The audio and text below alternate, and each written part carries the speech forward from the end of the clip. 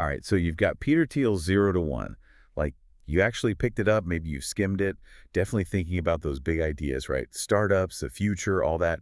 Well, we're not just here to skim the surface. We're diving deep. Yeah, deep, deep into Thiel's arguments. Exactly. And we're going to find those golden nuggets, those aha Yeah. moments that make you really rethink business. 0 to 1. It's not your typical business book. It's not giving you a step-by-step, do this, then that. Okay, so what is it? It's a challenge. Thiel is basically saying, look, question everything. Don't just follow the crowd. Find your own path. I like that. Blaze your own trail. Right. And that path, it's got to lead to a company that's not just a little bit better, not just different for the sake of being different, but like 10 times better than anything else out there. 10 times. That's a high bar. It is. But that's what makes it exciting. And right from the get-go, Thiel hits you with this question. He asks, what important truth do very few people agree with you on? Ooh, that's a good one. Makes you think. It does. He's basically saying if everyone's agreeing with you, you're probably not onto anything truly groundbreaking. So how do we apply that? Not just to startups, but to, I don't know, just about anything, any field. What's that truth that you hold that maybe most people wouldn't get? It's like he's pushing us to be contrarians, right? To see the world differently. Exactly. Thiel's whole argument is that if you want to build the future, you got to be able to see what other people don't.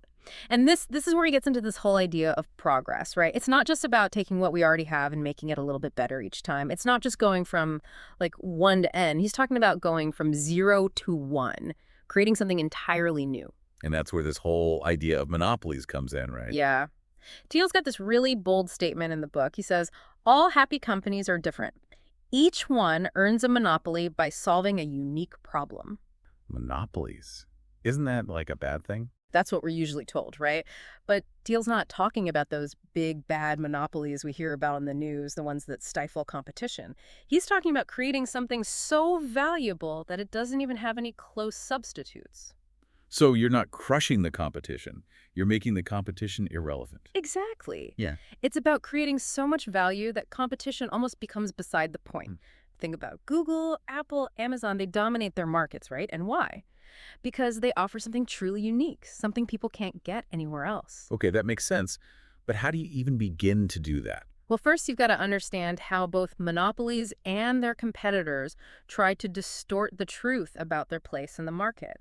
Monopolies, they downplay their dominance so they don't attract too much attention. They don't want to be broken up or regulated. While competitors, they often exaggerate their uniqueness to try to stand out. So it's like a game of smoke and mirrors. In a way, yes. Thiel uses Google as an example. They present themselves as this multifaceted tech giant involved in everything. But the reality is most of their revenue comes from, you guessed it, search advertising. It's brilliant. Fly under the radar. Right. And then you have all these small businesses claiming to be the best at something, best burger, most innovative software, whatever. But if everyone's the best, is anyone really the best? That's Thiel's point. You've got to be brutally honest about where you stand. If you're not, you're setting yourself up for failure. And speaking of failure, Thiel's got some pretty interesting things to say about the dot-com bubble. Oh, yeah. He was right in the thick of it with PayPal. Insane valuations, crazy spending, this unshakable belief that the good times would never end. Thiel describes it as a time of incredible innovation, but also, like, utter madness. Imagine being more afraid of everyone else's irrational exuberance than your own company's potential. That's got to be a wild ride. It was. But here's the thing. Thiel doesn't write off the dot-com era as a complete failure. He learned from it. He did. He sees it as this powerful reminder that even when things are chaotic, even when there's hype everywhere you look, the companies that actually survive, that make it through, they're the ones focused on building something truly new and valuable. So how many companies today are caught up in that hype cycle? That's the question, isn't it? How many are just iterating on old ideas, just trying to ride the wave instead of actually trying to create something new, something that's truly a 0 to 1 leap? Okay, so how do we actually build that? Monopoly, I mean. It's got to be the million-dollar question, right? Right. And Thiel's answer might surprise you. He says, start small and monopolize. Wait, start small. That sounds kind of counterintuitive. It does, right. But it makes sense when you think about it. It's easier to dominate a small, very specific market than a large, more general one. You establish yourself as the leader in that niche, you build a loyal customer base, and then you can gradually expand your reach. He uses Amazon as an example. They started by completely owning the online book market before they became, well, Amazon, the everything store. So find your niche, dominate it, then expand. Okay, Yeah. that makes sense. But what about getting that product out there? Even if you've got a killer product and you've found your niche, you got to get it into people's hands. That's where distribution comes in, right? Distribution, it's the thing that so many people overlook, and it can make or break you. You could have the best product in the world, but if no one can get it, game over. Exactly. And Thiel has this great anecdote in the book about the Hitchhiker's Guide to the Galaxy. I love that book. Right. Well, there's a spaceship full of salespeople, and they end up stranded on Earth. It's hilarious, but it makes a serious point. Even in a fictional universe, distribution matters. You got to be able to sell your stuff. Exactly. No matter how much we might wish it were different, great products don't sell themselves. You need a strategy, one-to-one sales, viral marketing, something in between. You got to figure out what works for your product and your market. So you're saying there's no one-size-fits-all approach. Definitely not. Thiel talks about this idea of the power law of distribution. Just like a small number of companies often end up with most of the profits, a small number of distribution channels are usually driving most of your growth. So find those channels and double down. Exactly. You got to put your energy where it's going to have the biggest impact. Figure out what those high impact channels are. Maybe it's influencer marketing, maybe it's content marketing, maybe it's something completely different. And then really focus on those. It's like, I don't know if you've heard this one, but put all your eggs in one basket, but watch that basket really closely. Right, it's about focus. Yes. Find the right channels, the ones that are really moving the needle for you, and then really invest in those. Like Tesla. They totally changed the game when it comes to selling cars. No more dealerships, just direct to consumer. Exactly. And they built this incredible loyal fan base that's basically doing their marketing for them. Word of mouth is powerful. It is. And that's what Thiel means when he talks about selling to the right people. You find your early adopters, the ones who really get it, and they become your evangelists. Makes sense. But for every Tesla, there's got to be a bunch of companies that, well, didn't quite make it. Oh, yeah. And Thiel uses the clean tech bubble as a perfect example. All these companies, so much hype, so much investment. What happened? A lot of them just crashed and burned. They had the right intentions, saving the planet, reducing our dependence on fossil fuels, but good intentions only get you so far in the business world. So what went wrong? They forgot about the fundamentals.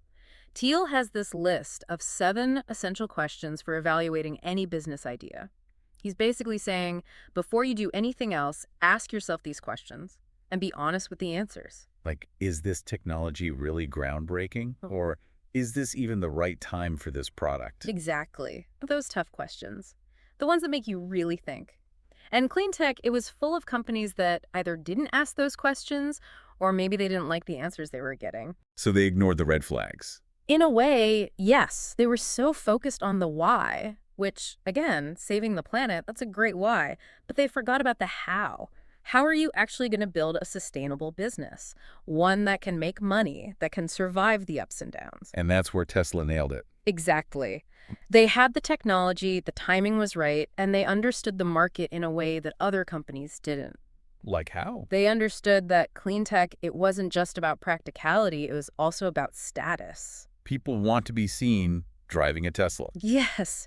It's cool, it's desirable, it makes a statement, and Tesla tapped into that. It's like they understood human psychology. People want to feel good about the choices they make. And that's huge. But it makes you wonder, where do these game-changing insights come from? How do you learn to see the things that other people miss? Thiel calls them secrets. Right. And this is where it gets really interesting. Thiel believes that great companies, they're not just built on good ideas, they're built on secrets. Hidden truths about the world that most people haven't figured out yet. Okay, love the idea of secrets, but how do we actually find them? It sounds kind of mystical. Well, Thiel has some practical advice. He says to look for areas where people are afraid to challenge the status quo, where everyone's just going along with the same old thinking. Because no one's asking the tough questions? Exactly. Thiel wants you to question everything. Look for those blind spots. He even says, what are people not allowed to say? That's where the real secrets are hidden. It's like being an intellectual detective. I like that. You're not just accepting things at face value, you're digging deeper, looking for those hidden patterns, those connections that other people are missing. So be curious, be skeptical, be willing to look where others aren't. Exactly. And when you find those secrets, when you start to see the world differently, That's when you can start to build something truly special, something that's not just new, but something that changes the game. But you can't do it alone. That's where the team comes in. Absolutely. You need people you trust, people who share your vision, people who are willing to take risks with you. Thiel talks about this idea of building a company as being like being a king in medieval times. Wow, that's intense. It is. You're building something from the ground up. You've got rivals, you've got threats, both inside and outside. It's high stakes. It is. And you need people you can rely on, people who have your back. It's like you're forming your own personal council. Exactly. You're the king or queen, and you need your knights and advisors, people who will tell you the truth even when it's hard to hear. And speaking of hard truths, Thiel has some interesting things to say about conflict. He seems to think it's not always a bad thing. No, he actually believes that a little bit of conflict can be healthy.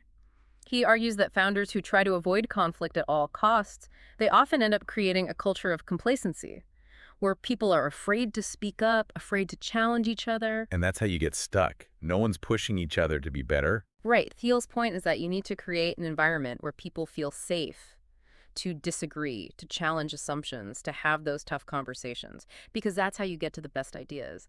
But conflict's only productive if you're also able to step back and see the bigger picture. And that's where this whole idea of definite versus indefinite thinking comes in. Okay, remind me what that is again.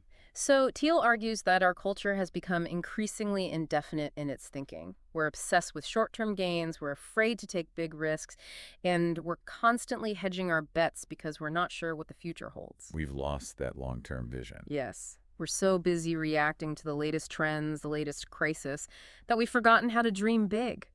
We've forgotten how to think about the future we want to create, not just the future that's being handed to us. He contrasts that with definite optimism. Right. Definite optimism is this belief that the future can be better than the present.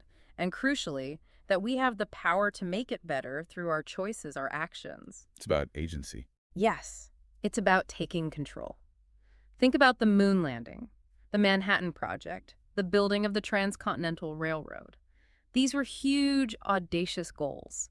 And they were achieved because people believed they were possible. So how do we cultivate that kind of optimism today? It starts with shifting our mindset, moving from a place of scarcity to a place of abundance, from a fear of failure to a belief in our ability to create something truly meaningful. Easier said than done. For sure. It takes practice. Yeah. But Thiel argues that it's essential if we want to achieve anything great. And this ties into his critique of the lean startup methodology. Now, he's not saying that iteration and customer feedback aren't important, but he is saying that we need to be careful not to get so caught up in the short term that we lose sight of the bigger picture. It's like that saying, don't miss the forest for the trees. Exactly. You got to be able to zoom out to see the whole forest, not just the tree right in front of you. So how do we keep that big picture in mind? Especially when building a business, it can feel so chaotic, so many things coming at you at once. It's easy to get caught up in the day-to-day, that's for sure. But Thiel has this concept, the power law.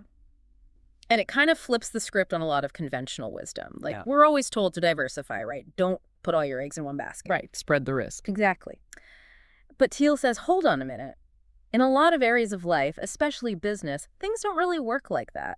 We don't live in a normal world, we live in a power law world. Okay, I'm intrigued. Break that down for me. What's a power law world? So a power law world, it means that a very small number of things end up driving the vast majority of the results. Think about venture capital.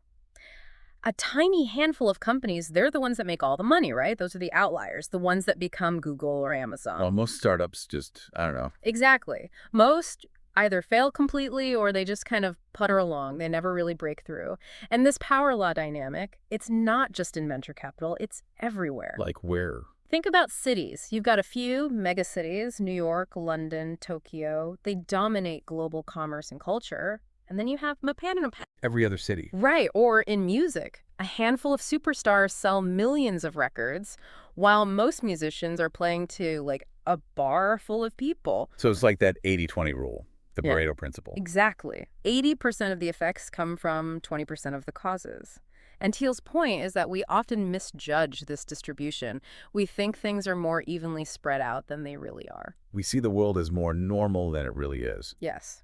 And that can lead us to make bad decisions because if you don't understand the power law, you might spread yourself too thin. You might focus on the wrong things. You might end up being good at a lot of things, but not great at anything. So what's the solution? Focus on that 20%. Exactly. Find the things that have the most potential, the things that really move the needle, and then go all in on those.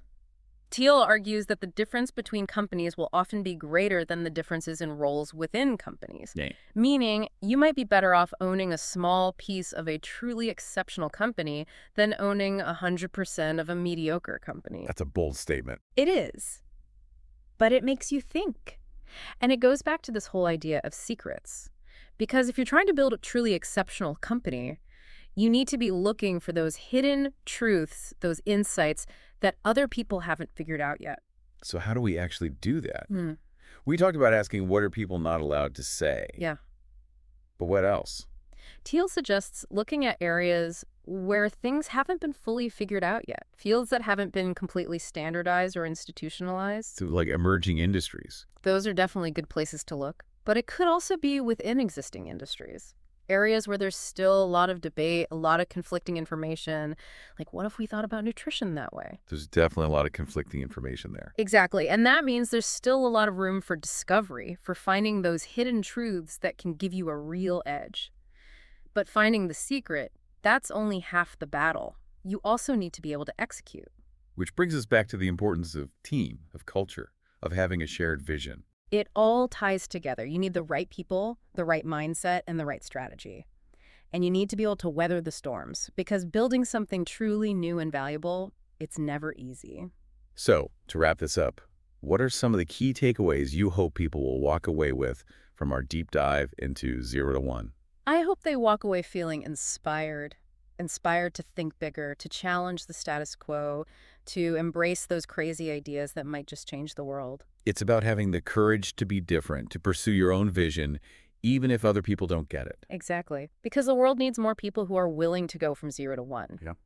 And who knows, maybe one of our listeners will be the next Peter Thiel, the next Elon Musk, the next person to build a company that truly changes everything. That's a great note to end on. Thanks for diving deep with us into 0 to 1. And to our listeners, keep thinking big.